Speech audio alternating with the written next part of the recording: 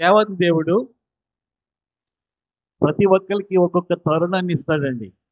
అలాగునని యాకోబు గారికి ఒక మంచి తరుణం ఇచ్చాడు. యాకోబు గారికి మంచి తరుణం ఇస్తే చక్కగా దానిని వాడుకున్నాడు. వాడుకొని దేవునికి పాత్రుడయ్యాడు. కొంతమందికి తరుణాలు ఇచ్చినా వారు సరికారు, వారిలో పశ్చాత్తాప హృదయము రాదు. అటువంటి వారి పట్ల దేవుడు కూడా కఠినుడైపోతాడు, చాలా కఠినుడైపోతాడు. ఏం చెప్తానండి, మన యొక్క బ్రతుకు కాలం ఒకరోజు అంటే ఒక సంవత్సరం కాదు కదా, చాలా సంవత్సరాలు. మనము బ్రతకాలని చెప్పి మనకు దేవాది దేవుడు జీవితాన్ని ప్రసాదించాడు. ఒకవేళ ఆయన మాట వినకుండా మన ఇష్టానుసారంగా జీవించినట్లయితే మన ముక్కును ఇలా గనక ఆయన మూసేస్తే చాలు, మనం చచ్చిపోతాం. వీడు ఎన్నిసార్లు నేను పిలిచినా రావటం లేదు, ఈమె ఎన్నిసార్లు పిలిచినా రావటం లేదు, నా సన్నిధి నుండి దూరం అయిపోతుంది, లేకపోతే దూరం అయిపోతున్నారు అని చెప్పి దేవుడు అనుకుని ఆయన ఇచ్చినటువంటి ఊపిరిని బంధించేస్తే చచ్చిపోతాం స్పాట్లో. కానీ చనిపోకుండా దేవుడు ఏం చేస్తున్నాడు? ఆ ఎన్ని తరుణాలు, ఎన్ని తరుణాలు, ఎన్ని తరుణాలు. అయినప్పటికీ కూడా దేవుడు వాత్సల్యత కలిగిన దేవుడు. ఆమేన్.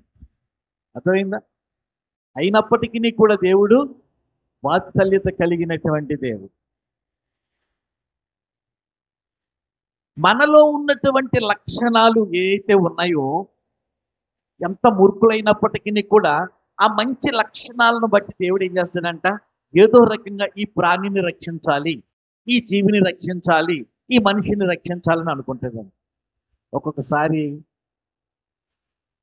మన కళ్ళ ముందు చాలా దుర్భరంగా జీవిస్తూ ఉన్నటువంటి వ్యక్తులు ఎక్కడికో వెళ్ళిపోతారు. వాళ్ళు మళ్ళా కొంతకాలానికి వస్తారు,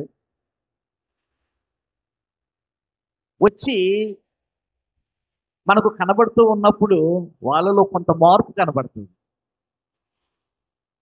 మనకు అనిపిస్తూ ఉంటుంది, ఏంటి ఇక్కడ బికారోళ్ళలాగా, ఇక్కడ ఈ కుటుంబము చాలా భయంకరంగా జీవించేది, చాలా అవలక్షణాలు కలిగి ఉండేవాడు, కానీ ఎక్కడికో వెళ్ళాడు, ఇంత అద్భుతంగా తన యొక్క క్యారెక్టర్ ఎలా మారింది, జీవితాన్ని ఎలా మలుచుకున్నాడు అని చెప్పి కూపీ లాగితే బహుశా ఏదో ఒక చర్చికి బైండ్ అయి, ఏదో ఒక దైవజనుడు మాట విని దేవునికి లోబడి రక్షణ పొంది దేవునిలో సాగుతూ ఉన్నప్పుడు ఆ వ్యక్తులు ఎలా మారుతున్నారు, ఎలా పట్టుకుంటున్నాడు దేవుడు. అదే ఆశ్చర్యం. అర్థమైందా? స్థలము మార్చి ఏం చేస్తాడంటే దేవుడు తన ఉనికిని చాటుకుంటాడు, విడిచిపెట్టేయడు. అర్థమైందా? విడిచిపెట్టే దేవుడు కాదు. యెహెజ్కేలు అంటాడు దేవుడితోటి, దుర్మార్గులు చచ్చిపోతున్నారు, దుర్మార్గులు నువ్వు అలాగే విడిచిపెట్టేస్తున్నావేంటి, అలా చంపేస్తున్నావేంటి ప్రభు అంటే, దుర్మార్గులు మరణించుట వలన నాకేమైనా సంతోషమా అంటాడు. దుర్మార్గులు చచ్చిపోవటం నాకేమన్నా సంతోషమా? వాళ్ళలో మార్పు వచ్చి పశ్చాత్తాపడి నా వైపు చూస్తే నేను రక్షించనా? చాయిస్ వాళ్ళకి ఇచ్చాను నేను. వాళ్ళలోనే ఏమి రావాలి? మార్పు రావాలి. అయినా నా కృప చూపిస్తూ ఉన్నాను, నాకు కృపకు దూరం అయిపోతున్నాను. అటువంటి కృపకు దూరం అయిపోతూ జీవిస్తూ ఉన్నటువంటి ఒక వ్యక్తిని నేను చూపించాలని ఆశపడుతూ ఉన్నాను. లూకా సువార్త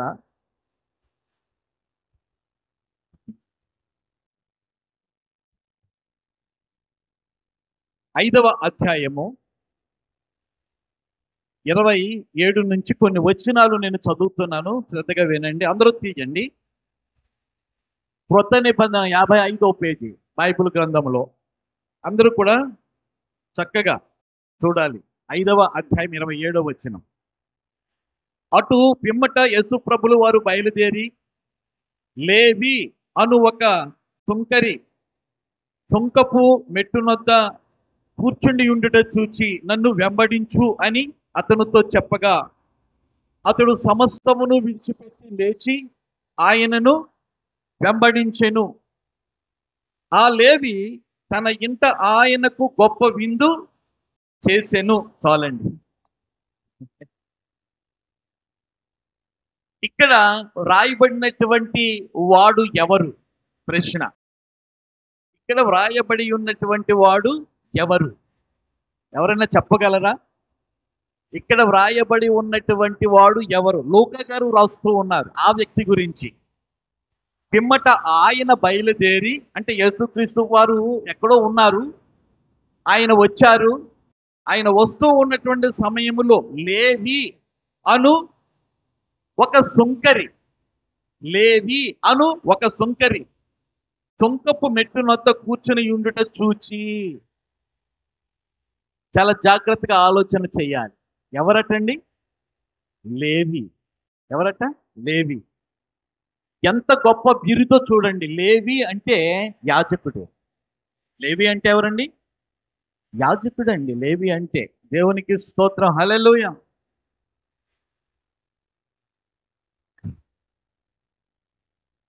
ఈ లేవి గురించి మనము ఆలోచన చేస్తూ ఉన్నటువంటి సమయంలో ఈ లూకా భక్తుడు తన వ్యక్తిగత పేరును పెట్టడం లేదు. ఎవరిని పిలిచాడో, ఎవరిని నన్ను వెంబడించు అని చెప్పి అన్నాడో ఆ వ్యక్తి యొక్క పేరు పెట్టలేదు, కానీ ఆ వ్యక్తి యొక్క బిరుదు పెడుతున్నాడు. ఆ వ్యక్తికి ఉన్నటువంటి బిరుదు ఎంత గొప్ప బిరుదో. ఏంటి? లేవి అనేటువంటిది ఎంత గొప్ప బిరుదో. బిరుదు పెట్టి ఏమంటున్నాడంటే సుంకరి అంటూ ఉన్నాడు. సుంకరి అనగా సుంకము వసూలు చేసేవాడు, పన్ను వసూలు చేసేవాడు. అర్థమైందా? అయితే ఈ లేవి అనేటువంటి వారు ఎక్కడి నుండి వచ్చారో మనం చూద్దాం. చూడండి, నిర్గమకాండ 32వ అధ్యాయము. క్లుప్తంగా మనము వాక్యం చూసుకుందాం. 32వ అధ్యాయము 25, 26 వచనాలు. ప్రజలు విచ్చలవిడిగా తిరుగుట మోషే చూచెను. వారి విరోధులలో వారికి ఎగతాళి కలుగునట్లు అహరోను విచ్చలవిడిగా తిరుగుటకు వారిని విడిచిపెట్టి ఉండెను. అందుకు మోషే పాలెము యొక్క ద్వారమున నిలిచి యెహోవా పక్షముననున్న వారందరూ నా యొద్దకు రండి అనగా లేవీయులు అందరూ అతని యొద్దకు కూడి వచ్చిరి. నిజంగా ఈ యొక్క లేవీయులలో ఒక మార్పు అనేటువంటిది దేవుడు చూచాడు. కారణం ఏమిటి అంటే, సినాయి పర్వతం మీద మోషే గారు దేవునితో గడుపుతూ ఉన్నప్పుడు పర్వతము క్రింద దేవుని ద్వారా విడుదలయ్యి దేవుని శక్తి ద్వారా సూచక క్రియలు పొంది దేవునిలో ఎంతో అద్భుతమైనటువంటి అనుభవం గడించినటువంటి ఇశ్రాయేలీయులు, మనల్ని నడిపిస్తూ ఉన్నటువంటి దైవజనుడు అప్పుడే 40 దినాలు అయిపోయింది, మనకు కనిపించడం లేదు, వాడు వస్తాడో రాడో మనకు తెలియటం లేదు, ఇక్కడైనా చావాలా మనం? అహరోను, కొంచెం మమ్మల్నైనా చూసుకోవయ్యా, మాకు నచ్చినట్టుగా నువ్వు చెయ్యి అని చెప్పి అహరోనుని ఏం చేస్తారంటే కాస్త బ్రతిమలాడతారు, కళ్ళెర్ర చేస్తారు, మా మాట వినకపోతే తాట తీసేస్తామా అని చెప్పి బెదిరిస్తారు. అప్పుడు అహరోను ఎక్కడ ఈ మనుషులు నన్ను చంపేస్తారో అని చెప్పి తన యొక్క సోదరుడు వెళ్ళిపోయి పైన ఉన్నాడు, వస్తాడో రాడో తెలియదు, ఆ పైకి వెళ్ళటానికి హక్కు లేదు, కొండపైన అది. అయితే నన్ను ఏం చేయమంటారు అని చెప్పి అహరోను ఆ సమాజాన్ని అడిగినప్పుడు ఒక దూడ బొమ్మను చెయ్యి అని చెప్పి ప్రెస్ చేస్తారు అహరోని. ఒక దూడ బొమ్మను చెయ్యని చెప్పి, అదే మనలను కాపాడి తీసుకుని వచ్చింది ఇశ్రాయేలీయుల దేవుడు, అదే మేము అనుకుంటాం. ఆ విధంగా మనకు తెలిసినటువంటి విషయమే. దూడ బొమ్మను చేశాడు, ఆ జనులకి ఇచ్చినప్పుడు ఇక్కడ విచ్చలవిడితనము అనేటువంటిది వ్రాయబడింది. అర్థమైందా? విచ్చలవిడితనము అనేటువంటిది వ్రాయబడితే దాని యొక్క అంతరార్థం ఏంటో తెలుసా? వాళ్ళు సంబరాలు చేస్తూ ఉన్నటువంటి సమయంలో కూడా బట్టలు వాళ్ళ ఒంటి మీద లేవట. దిగంబరత్వంతో వాళ్ళు ఏం చేస్తున్నారంటే నాట్యాలు చేస్తున్నారట. ఎంత భయంకరమైనటువంటి స్థితికి జారిపోయారు. ఆదాము అవ్వలకు బట్టలు లేవనే కదా తండ్రి అయినటువంటి దేవుడు వస్త్రాలు ఇస్తా, తనకంటూ స్వాస్థ్యంగా ఉండాలని దేవుని యొక్క ప్రజలుగా ఇశ్రాయేలీయులు ఆయన చేరదీశాడు అంటే, ఆయన హత్తుకున్నాడు అంటే, ఆయన రక్షించాడు అంటే ఆ స్వాస్థ్యం ఎంత గొప్ప స్వాస్థ్యం అండి. అది నిలుపుకోవాలి కదా. ఉన్నటువంటి వస్త్రాలే ఊడిపోయే అంతగా ఏం చేస్తున్నారంట? డ్యాన్సులు చేస్తున్నారట. దేవుని యొక్క ప్రజలు, దేవుని యొక్క శక్తి కల్లారా చూసినటువంటి వారు. అర్థమైందా? చాలా జాగ్రత్త సుమా. సైతాన్ గాడు ఎలా నడిపిస్తున్నాడో ఒక్కసారి ఆలోచన చేయండి. నాటి సంఘాలలో కూడా లేనిపోయినటువంటివి కల్పించి రకరకాల పరిస్థితులకు ఏమైపోతుందంటే ఈ యొక్క ఆధ్యాత్మిక ప్రయాణము లోకంలో ఉన్న దానికంటే చాలా భ్రష్టత్వం అనేటువంటిది సంఘాల్లో ఏలుబడి చేస్తూ ఉన్నది. అది నచ్చలేదు, అది నచ్చలేదు మోషే గారికి. ఆయన దిగు వస్తూ ఉన్నటువంటి సమయంలో అది నచ్చలేదు. మోషే కళ్ళు ఎర్ర చేసి, సరే అయిపోయింది, ఏదో అయిపోయింది, నేను నడిపించినటువంటి నడిపింపు ఒకటి, మీరు నడుస్తూ ఉన్నటువంటి విధానం మరోలాగుంది. ఎప్పటికైనా సరే నా వైపు ఎంతమంది అయితే తిరుగుతారో నా వైపు వచ్చేయండి, మిగతా వాళ్ళను దేవుడు చూసుకుంటాడు అనేసరికి మోషే గారు అంటే భయం, ఆయన మాట అంటే భయం, ఆయన చూపు అంటే భయం, ఆయన ముఖం చూడటానికే భయం. ఏదో అయిపోతుంది, ఈయన ఇంత మాట అన్నాడు అంటే మనము తప్పకుండా ఆయన పక్షం చేరాలని. ఎవరు చేరారంట? లేవీయులు చేరారు. దేవునికి స్తోత్రం, హల్లెలూయా. ఎవరు చేరారు? లేవీయులు చేరారు. ఎవరు చేరారు? లేవీయులు. అంటే ఒక ఛాన్స్ అన్నమాట. అసలు లేవీయులు అనేటువంటి వారు చేరకూడదు. అయితే ఒక ఛాన్స్ దేవాది దేవుడు ఎప్పుడైతే ఇచ్చాడో లేవీయులు ఉపయోగించుకున్నారండి. లేవీయులు ఉపయోగించుకున్నారు. అయితే ఈ లేవీయులు ఎవరు అని చూచినప్పుడు ఆదికాండం 45వ అధ్యాయం 25వ వచనం.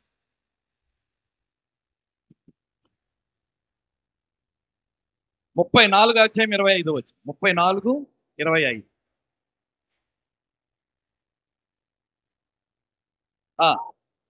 అమ్మా, 3వ దినమున వారు బాధపడుచూ ఉండగా యాకోబు కుమారులలో ఇద్దరు, అనగా దీనా సహోదరులైన సిమ్యోనును లేవియు తమ కత్తులు చేత పట్టుకొని ఎవరికీ తెలియకుండా ఆ ఊరి మీద పడి ప్రతి పురుషుణ్ణి చంపిరి. లేవీలు ఎవరండి? ఇప్పుడు హంతకులు. ఎవరండి లేవీలంటే? హంతకులు. ఎలా హంతకులు అయ్యారో తెలుసా? యాకోబు గారికి, ఇప్పుడు ప్రశాంత్ చెప్పాడు కదా, యాకోబు గారు అనేటువంటి మాట లేకుండా, దావీదు గారు అనేటువంటి మాట లేకుండా, యేసయ్య అనేటువంటి మాట లేకుండా ఏ బోధకుని యొక్క ప్రసంగము అవ్వదు. హల్లెలూయా. అర్థమైందా? యాకోబు గారి యొక్క ఆఖరి బిడ్డ ఎవరు అంటే దీనా. ఎవరండి? దీనా. దీనా నడిపానికి వచ్చింది. వీళ్ళు సంచార జీవులుగా జీవిస్తున్నారు కదా. ఒక ప్రాంతం వచ్చారు. ప్రాంతం వచ్చేసరికి అమ్మాయి అన్నది, అమ్మాయి కంటే అన్నలు ఉన్నారు కదా, అమ్మాయికి అన్నలు ఉన్నారు కదా. అన్నలైతే వారి యొక్క డ్యూటీలో వాళ్ళు ఉన్నారు, మందలను మేపడమే. వాళ్ళు మేపాలి, ఇంటికి తేవాలి, ఇంటి దగ్గర ఉన్నటువంటి కుటుంబాలు పోషించబడాలి. అయితే ఇంటి దగ్గర ఉన్నటువంటి యవన ప్రాయంలో ఉన్నటువంటి అమ్మాయి ఏం చేసిందంటే, నేను ఊరు చూసి వస్తానమ్మా అని చెప్పి వెళ్ళిపోయింది. ఊరు చూసి వస్తానని చెప్పి ఎప్పుడైతే వెళ్ళిపోయిందో ఎంతగా తిరిగి రావటం లేదు. అర్థమైందా? ఒక అమ్మాయి ఏం చేసింది, వెళ్ళింది కానీ రావటం లేదు. ఇక్కడ యాకోబు గారి యొక్క హృదయం తల్లడిల్లుతూ ఉంది. ఇదేంటి, అమ్మాయి వెళ్ళిపోయింది, ఇంకా రాలేదు, ఇంకా రాలేదు, ఇంకా రాలేదు అని చెప్పేది. అయితే ఒక చావు కబురు చల్లగా అంటారు కదా, అలా వినిపించింది. వినిపిస్తే దానిని కూపి లాగినప్పుడు కొంతమంది పెద్ద మనుషులు వచ్చారు. ఇదిగో మా దేశానికి సంబంధించినటువంటి రాజుగారు ఉన్నారు, ఆ రాజుగారి యొక్క అబ్బాయి, మీ అమ్మాయి అంట చాలా అందంగా ఉందని చెప్పి ఏం చేశాడు, మాటల్లో పడి అమ్మాయిని పాడు చేశాడు.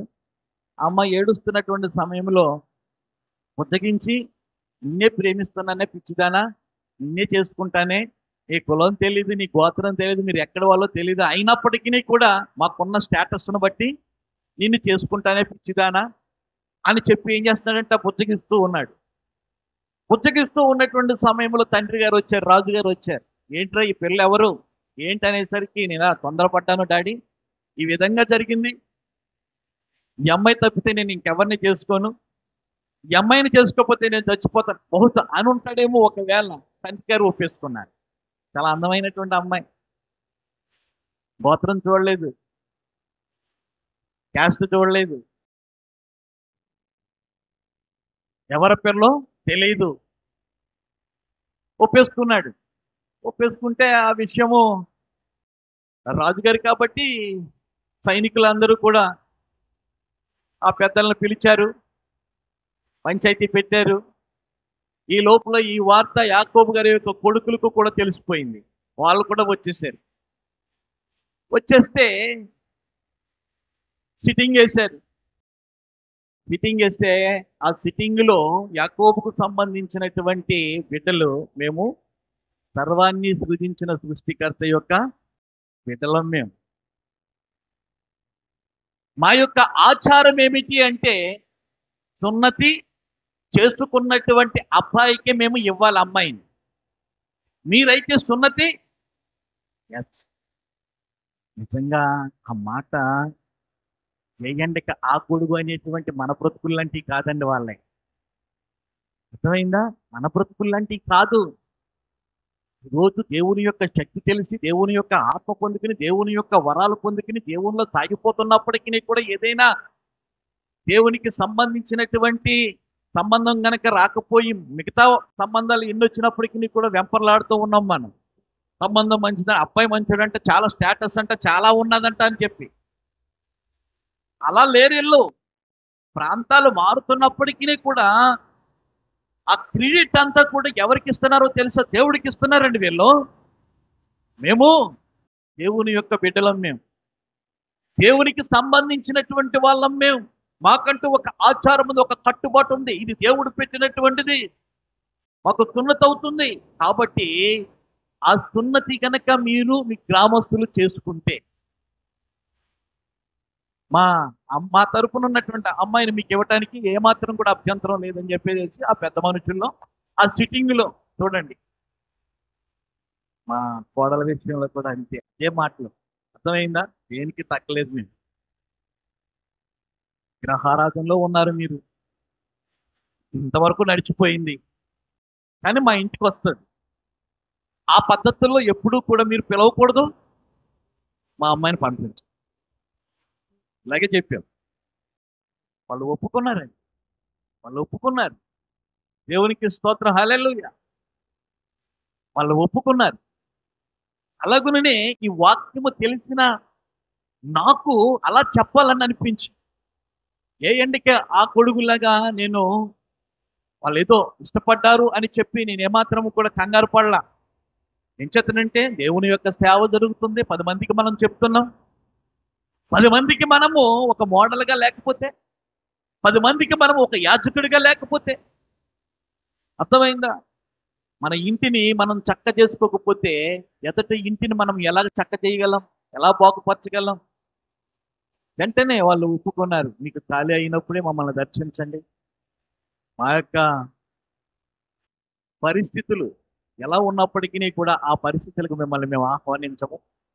మీకున్నటువంటి సమయంలోనే వచ్చి చూచి పలకరించి వెళ్ళండి అని చెప్పి వాళ్ళందరూ కూడా బయలుదేరారు. దేవునికి స్తోత్రం, హల్లెలూయా.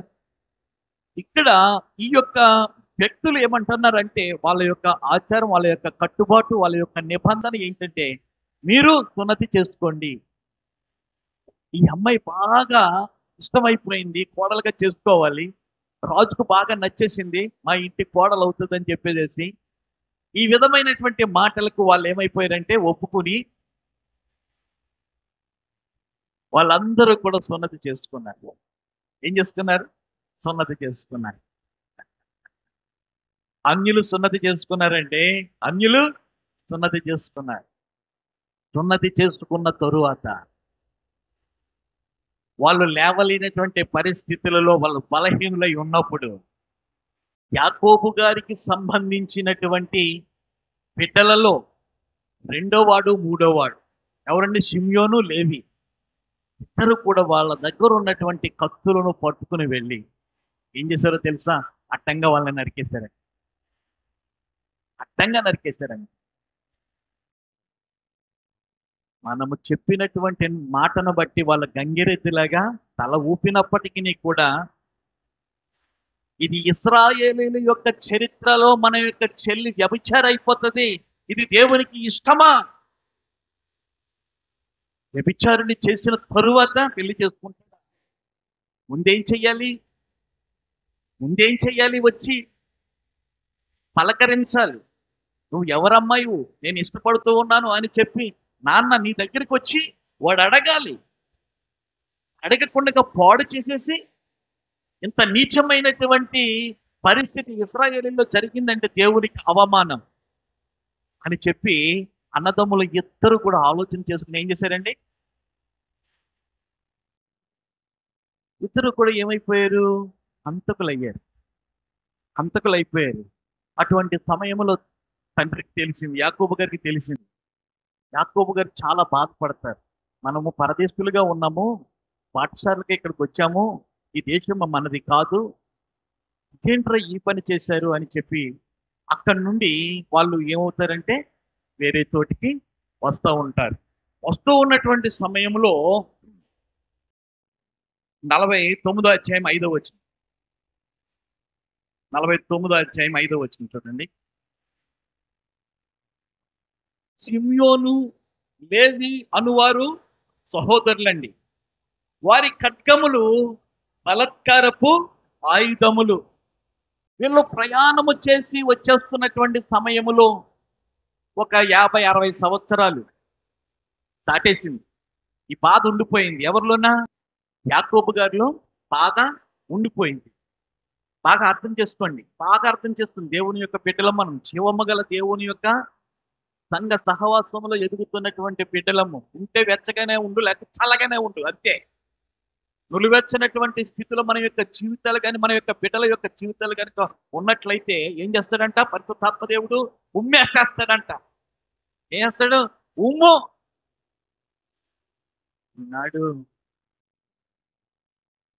దేవుని యొక్క బిడ్డలుగా మంచి మంచి సాక్ష్యాలు పొందినటువంటి వారే డబ్బుకు ఎగబ్రాకి, ఆస్తులకు ఎగబ్రాకి ఏం చేస్తారంటే ఆత్మీయంగా ఎదుగుతున్నటువంటి బిడ్డలకు బాప్తిస్మాలు పెంచుకోలేక, అర్థమవుతుంది కదా, చాలా భయంకరమైనటువంటి ఆశల వలయంలో పడిపోయి సాతానుకు దాసులైపోతూ ఉన్నారు. చాలా జాగ్రత్త. అయితే ఈ యొక్క పరిస్థితి ఎప్పుడైతే యాకోబు గారిని చిత్రవద చేసేసిందో కొన్ని సంవత్సరాలు దొరికిపోయాయి. నేను ఇంక చచ్చిపోయే స్థితికి వచ్చేసానురా, నేను మిమ్మల్ని దీవించాలని అనుకుంటున్నాను, మీ 12 మంది రండిరా నా దగ్గరకు అని చెప్పి యాకోబు గారు తన యొక్క బిడ్డల మీద చేతులుంచి ఏం చేస్తాడంటే ఆశీర్వాదాలు ఇస్తాడు. ఏం చేస్తాడు? ఆశీర్వాదాలు ఇస్తాడు. అందరికీ ఆశీర్వాదాలు ఇచ్చాడు. కానీ 5వ వచనంలో చూస్తూ ఉన్నటువంటి సమయంలో ఈ లేవి సిమ్యోనుల అనువారికి ఆశీర్వాదాలు లేవండి. వీళ్ళకి ఆశీర్వాదాలు లేవు. ఏమని అంటున్నాడంటే, వారి ఖడ్గములు బలత్కారపు ఆయుధములు నా ప్రాణమా, వారి ఆలోచనలలో చేరవద్దు నా కనమా, వారి సంఘములతో కలుసుకొన వద్దు. ఇప్పుడు చూసారా మరి, లేవి అనేటువంటి వాడు హంతకుడు. ఈ లేవి ద్వారా వచ్చినటువంటి ఈ గోత్రము ద్వారా ఈ వంశములో పుట్టినటువంటి వారు ఎంతమంది అయి ఉంటారు బహుశా? ఎంచేతనంటే 430 సంవత్సరాలు దాటిన తరువాత ఈ లేవీయులందరూ కూడా ఏం చేశారంట? మోషే పక్షంగా వచ్చారటండి. అర్థమైందా? మోషే పక్షంగా వచ్చారంట. ఇంతవరకు కూడా దేవుని చేత వదిలివేయబడినటువంటి ఈ యొక్క లేవీయులు క్రూరులుగా, హేయులుగా, దుర్మార్గులుగా, ఖడ్గము పట్టినటువంటి వారుగా, వీళ్ళు ఎందుకు ఖడ్గం పట్టారో మనకు తెలుసు. ఎంచేతనంటే మన దేవుడు పరిశుద్ధుడు. ఆయన మనకి ఇచ్చినటువంటి కట్టడలు ఏ అయితే ఉన్నాయో పరిశుద్ధంగా ఉండాలి. మన వాళ్ళకి ఒకలాగా మరో వాళ్ళకి మరోలాగా మనం వ్యవహరించకూడదు. కీడు కీడే, చెడ్డ చెడ్డే అని చెప్పి వీళ్ళు బ్రతుకుతున్నటువంటి సమయంలో దేవుడు అత్యంత కరుణ వాత్సల్యత కలిగినటువంటి దేవుడు. వాళ్ళ చెల్లికి జరిగినటువంటి అవమానాన్ని చూసి ఓర్చుకోలేదు. ఇటువంటి వారిని నేనేం చెయ్యాలి? అర్థమైందా? ఇటువంటి వారిని నేనేం చెయ్యాలి? నా సేవకు ఉపయోగించుకోవాలనుకున్నాడు దేవుడు. ఆమె అర్థమైందా? నా సేవకు ఉపయోగించుకోవాలి. ఇటువంటి వారిని నా సేవకు ఉపయోగించుకోవాలి. అర్థమైందా? ఇక్కడ మనం చూస్తున్నప్పుడు నిర్గమ 32:28 వచనం చదవండి.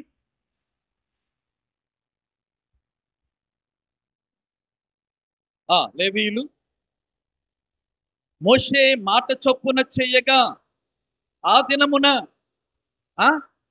ప్రజలలో ఇంచుమించు 3,000 మంది. ఎన్ని సంవత్సరాలకండి? 430 సంవత్సరాలకు ఈ యొక్క మటరర్స్, హంతకులు ఏమయ్యారో తెలుసా? దేవుని యొక్క అనుగ్రహానికి పాత్రులయ్యారు. దేవుని పక్షంగా వచ్చేసారండి వీళ్ళు. మోషే పక్షంగా వచ్చేసారండి. ఈ తోడుబొమ్మను చూసి డ్యాన్సులు చేసి విచ్చలవిడిగా తిరుగుతూ బాగా మత్తు పానీయాలకు గురయ్యి పాడైపోతున్నటువంటి సమాజంలో నుండి వేరయ్యి, చూసారా, వేరయ్యి ఎక్కడికి వస్తున్నారో తెలుసా? మోషే పక్షంగా వచ్చేసారు. దేవునికి స్తోత్రం. 28వ వచనం చదవండి. 28వ వచనం. లేవీయులు మోషే మాట చొప్పున చెయ్యగా ఆ దినమున ప్రజలలో ఇంచుమించు 3,000 మంది కూలిరి. మోషే పక్షంగా వచ్చేసారు. వచ్చేసిన తర్వాత వీళ్ళు రక్షించబడ్డారు. ఆ యొక్క తిని త్రాగుతూ ఎగురుతూ ఉన్నటువంటి ఆ యొక్క మోకలు మొత్తం ఎంతమంది చచ్చిపోయారు? 3,000 మంది నశించిపోయారు. 4వ అధ్యాయం 14వ వచనం చదవండి. నిర్గమ 4:14.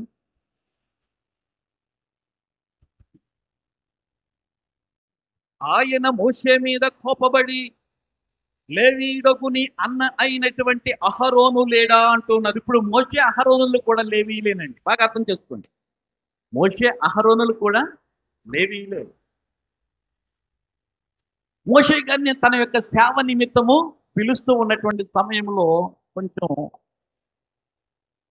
సేవకు రావటానికి, దేవుని యొక్క పరిచర్య చేయటానికి దేవుడిస్తున్నటువంటి నాయకత్వం నాకు ఎందుకులే అని చెప్పి తగ్గిపోతున్నటువంటి సమయంలో మోషే, నా మాట విని నువ్వు వచ్చావా?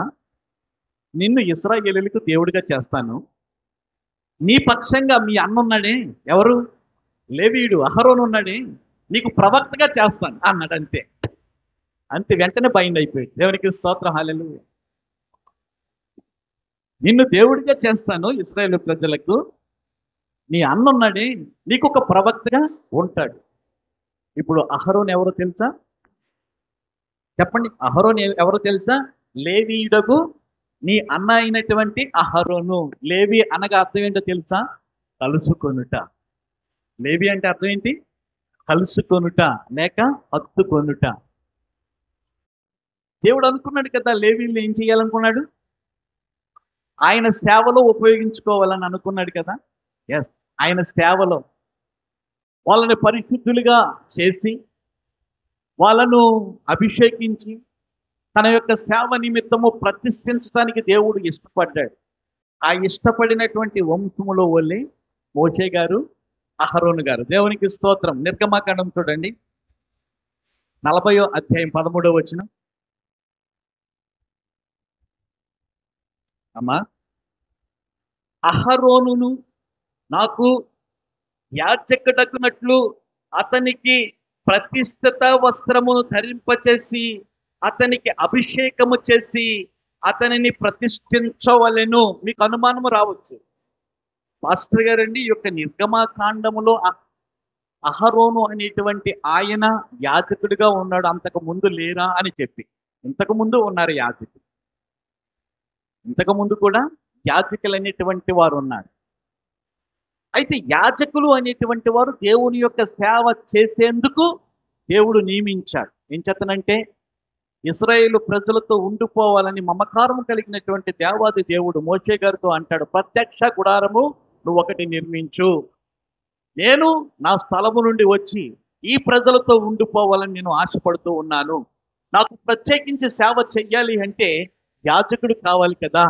మీ అన్నయ్య ఉన్నటువంటి అహరోనును నువ్వు యాజకుడిగా అభిషేకించు. అబ్బబ్బబ్బబ్బ, దేవునికి స్తోత్రం. ఎంత గొప్ప అద్భుతమైనటువంటి సంగతి, అర్థమైందా? ఇటువంటి పరిస్థితులలో యాజకుడు అంటే అర్థం ఏంటి చెప్పగలరా? లేవియాకాండం చూడండి, 21వ అధ్యాయం 8వ వచనం. లేవియాకాండం 21:8.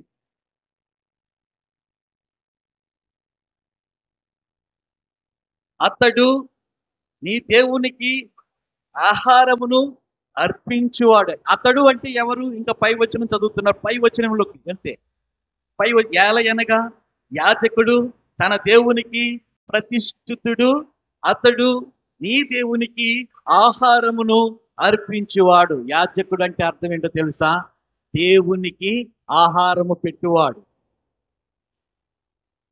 దేశంలో అనేక మంది అధ్యక్షులు ఉంటారు, దేశంలో అనేక మంది పాలకులు ఉంటారు, దేశంలో అనేక మంది శాస్త్రవేత్తలు ఉంటారు, దేశంలో అనేక మంది ధనులైనటువంటి వాళ్ళు ఉంటారు. ఎవరికి లేనటువంటి ఉద్యోగం ఏంటో తెలుసా? సృష్టించినటువంటి సృష్టికర్త యొక్క ఆకలిని తీర్చేవాడు ఎవడో తెలుసా? యాజకుడు. యాజకుడు అంటే సామాన్యుడు కాదు, అన్ని ఉద్యోగముల కంటే యాజక ఉద్యోగమే ఖ్యాతది. ఆమేన్. కొన్ని కోట్ల మందిని రక్షించినటువంటి బిల్లి గ్రహంతో అన్నారంట, అమెరికా నిజానికి సంబంధించినటువంటి పాస్టర్ గారు ఆయన. కొన్ని కోట్ల మందిని ఆయన రక్షించినటువంటి మహనీయుడు. అమెరికా ప్రెసిడెంట్ల అందరూ కూడా ఆయన ఎదుట మోకాళ్ళూని ప్రార్థన చేయించుకుని అప్పుడు పీఠం ఎక్కుతారు. పాపులేషన్ అంతా కూడా క్రైస్తవ్యమే కాబట్టి అయ్యగారు బయట నుండి వాళ్ళు కూడా, అయ్యగారు మీరు పోటీ చేయకూడదు, మీరు పోటీ లేకుండానే మీరు అమెరికా అధ్యక్షులు అవుతారు కదా అని చెప్పి అన్నప్పుడు ఈ దైవజనుడు అన్నాడంట, పిచ్చోళ్ళారా, ఈ 4 సంవత్సరాల పదవికి ఉన్నతుడై ఉన్నటువంటి శాశ్వతుడై ఉన్నటువంటి నా బ్రతుకు కాలం అంతా కూడా ఉద్యోగాన్ని ఊడగొట్టుకుని ఈ 4 సంవత్సరాలు టెంపరరీ, పర్మనెంట్ కాదు, ఈ టెంపరరీ ఉద్యోగానికి నేను రావాలా? అసలు నా ఉద్యోగం యొక్క క్రెడిట్ మీకు తెలుసా అన్నాడంట. దేవునికి స్తోత్రం, హల్లెలూయా.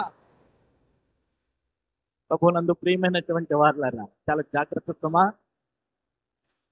దేవుని యొక్క స్థానములో ఉంటూ ఇక్కడ యాజక వృత్తి ఎవరైతే చేస్తూ ఉన్నారో వీళ్ళ సామాన్యులు కాదు.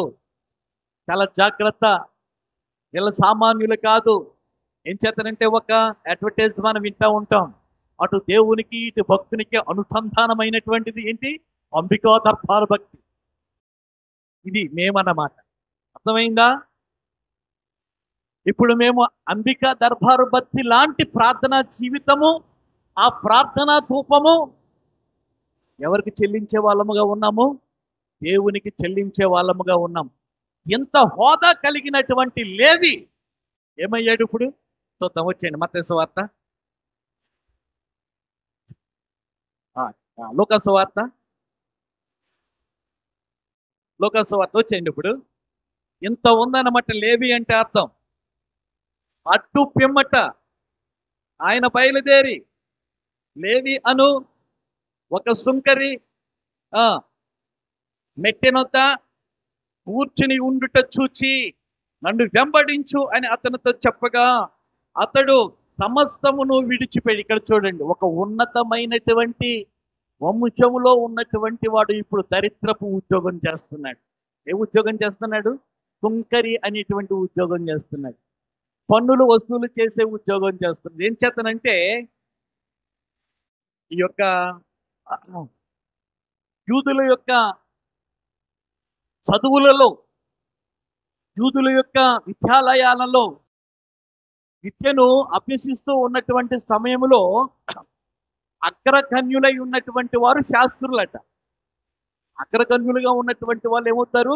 విద్యలో వాళ్ళు శాస్త్రులు అవుతారు. ఈ ధర్మశాస్త్రాన్ని వ్రాయటం, ప్రవక్తలు రాసినటువంటి పుస్తకాలను వ్రాయడం, రాజుల దగ్గర ఉండడం, ప్రవక్తల దగ్గర ఉండటం, వాళ్ళని శాస్త్రులు అని అంటారు. శాస్త్రి, ఎజ్రా శాస్త్రి, ఇటువంటి వాళ్ళ యొక్క పేర్లు కూడా బైబిల్ గ్రంథంలో ఉన్నాయి. దాని తర్వాత వృత్తి విద్యను ప్రవేశపెట్టినటువంటి వారు కూడా యూదులేనట్టండి. వృత్తి విద్య అంటారు కదా, ఇప్పుడు వృత్తి విద్య అది యూదులలో నుండి వచ్చిందట. ఏం చేతనంటే తార్సు వాడై ఉన్నటువంటి పౌలు గారు ఏం చేస్తానో తెలుసా? ఈ సువార్త నిమిత్తము ఎవరి మీద ఆధారపడకుండా తేరాలను కుడుతూ ఏం చేస్తున్నాడు? బ్రతుకుతున్నాడు. ఆమేన్.